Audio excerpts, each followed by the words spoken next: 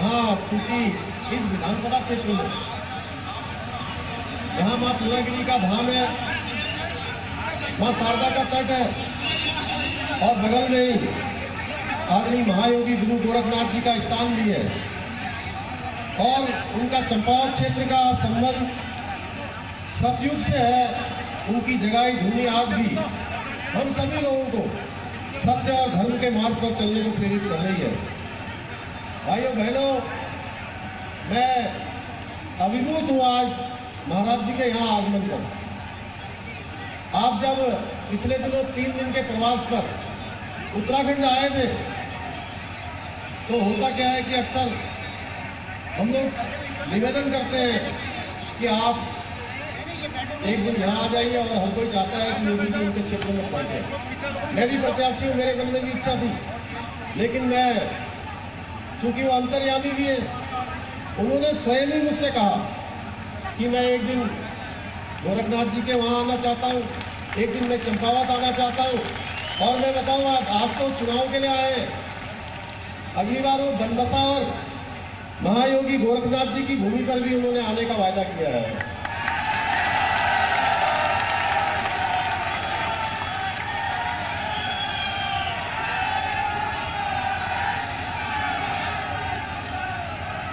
भाइयों बहनों,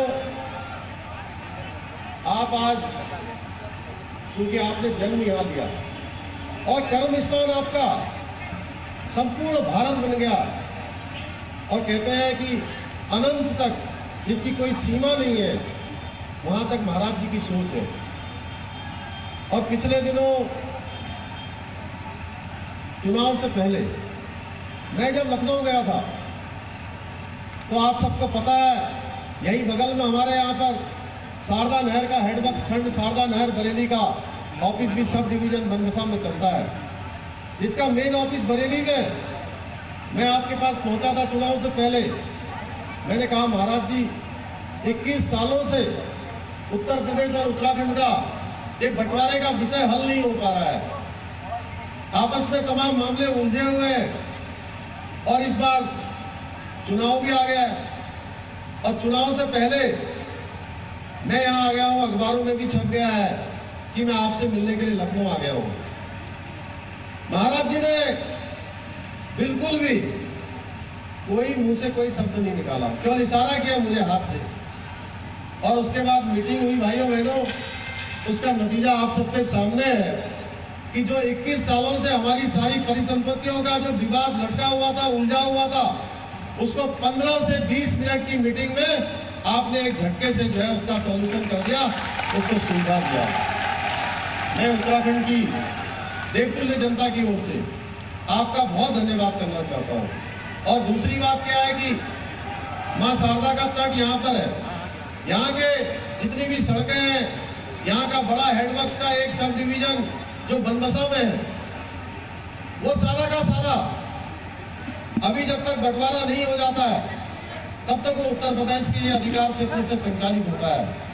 मैंने आपके सामने तब भी कहा कि इस क्षेत्र के लिए महाराज जी यहाँ की सड़कें और यहाँ की काफी जो ये यहाँ के घर इत्यादि है, मकान है, तो आपने सारे के सारों का मुझे आश्वासन दिया। आपने कहा कि जल्दी ही हम बैठकर बनबसा में इस सारे मामले को सुलझा देंगे। मैं आपका बहुत धन्यवाद करता हूँ। भाइयों बहनों,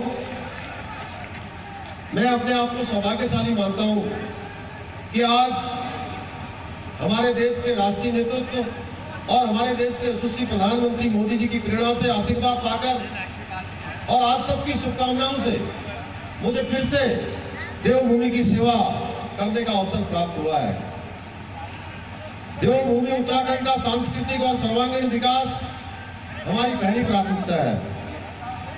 हम अपनी संस्कृति और सांस्कृतिक मूल्यों का संरक्षण करते हुए उत्तराखंड को आधुनिकता के साथ आगे बढ़ाने के लिए दृढ़ संकल्पित है। आप देखिए देश के अंदर आज मोदी जी के नेतृत्व में जैसे धारा 370 देश के अंदर समाप्त हुई, क्योंकि हम उत्तराखंड के लोग हैं और उत्तराखंड के प्रत्येक परिवार से कोई न कोई सेना के अंदर काम करता है। भाइयों बहनों,